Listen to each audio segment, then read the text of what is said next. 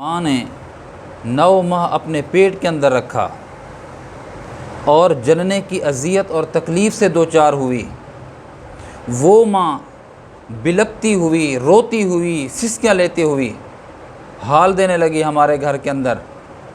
کہتی ہے مولانا کیا بتاؤں، میرے کان ترس گئے ہیں کہ میرا بیٹا مجھے کب ماں کہے گا۔ وہ اولاد جس کو نوالے بنا بنا کے، اپنے منہ کے نوالے نکال کے اپنی اولاد کو دیتی رہی، آج وہ ماں اس کے کان ترس گئے کہ میرا بیٹا کب مجھے کہے گا ماں، اماں، ماں جی کب کہے گا۔ وہ عورت ہمارے گھر آ کر ہمیں حال بتانے لگی اور کہنے لگی۔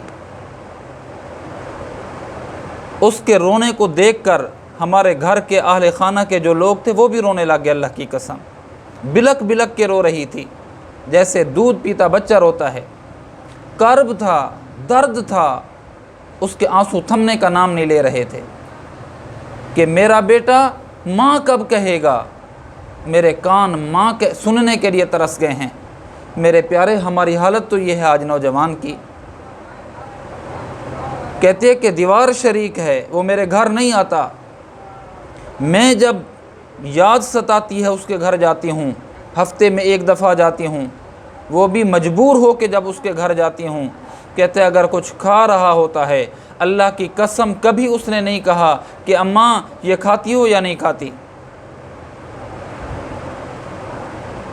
کہتے ہیں کہ میں الحمدللہ اللہ کا دیا میرے پاس سب کچھ ہے، میں اس کے منہ کا نوالا نہیں لینا چاہتی، لیکن ایک ماں ہوں، میرے بھی تو احساسات ہیں کہ میرا بیٹا آم کھا رہا ہے، میرا بیٹا جامن کھا رہا ہے، میرا بیٹا امرود کھا رہا ہے، میرا بیٹا سیب کھا رہا ہے، ایک کاش دے دیتا، ایک ڈلی دے دیتا، ماں کھا اس کو۔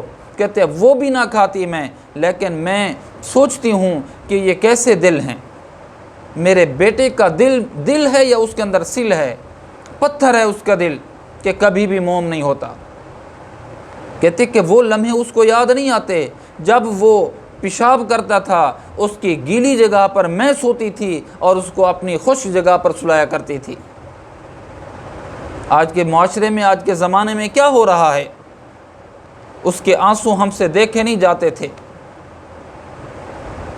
وہ کیسا بد نصیب ہوگا وہ بیٹا، وہ اولاد کہ جس کی ماں کہہ رہی ہے کہ میرے کان ترس گئے کہ ماں کب کہے گا، اماں جی کب کہے گا۔ آنکھیں ترس گئیں کہ کب کہے گا کہ ماں یہ فروٹ، یہ امرود تم کھا لو۔ میرے عزیزو، نبی علیہ السلام تو ماں کے متعلق یہ ارشاد فرماتے ہیں، فرمایا میں نماز کی حالت میں ہوں، اگر مجھے ماں بلائے او محمد بیٹا، فرمایا میں نماز چھوڑ کے کہوں گا جی اماں۔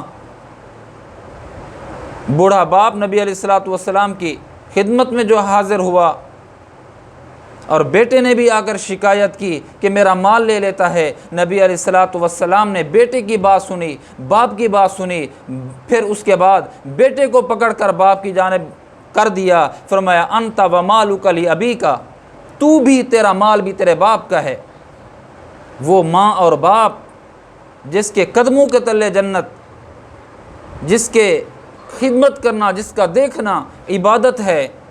لوگ کتنی دور سفر کر کے عمرہ کرتے ہیں، حج کرتے ہیں، ماں اور باپ کو دیکھنا محبت کی نگاہ سے، یہ حج اور عمرہ ہے۔ لوگوں سے دعائیں کرواتے پھرتے ہیں کہ حضرت دعا کرنا، ارے بڑا پیر تو تیرے گھر کے اندر موجود ہے، ماں کی صورت میں، باپ کی صورت میں، کبھی تو نے ان کے سامنے جا کر کہا کہ اماں دعا کرو، ابا دعا کرو؟ اللہ کی قسم، ولیوں کی دعاؤں سے کہیں بڑھیا ہے ماں اور باپ کے روتے ہوئے آنسو نکل رہے ہوں اور لرزتے ہوئے وجود کے ساتھ اپنی اولاد کے لیے، اپنی اولاد کے حق میں دعا کرنا۔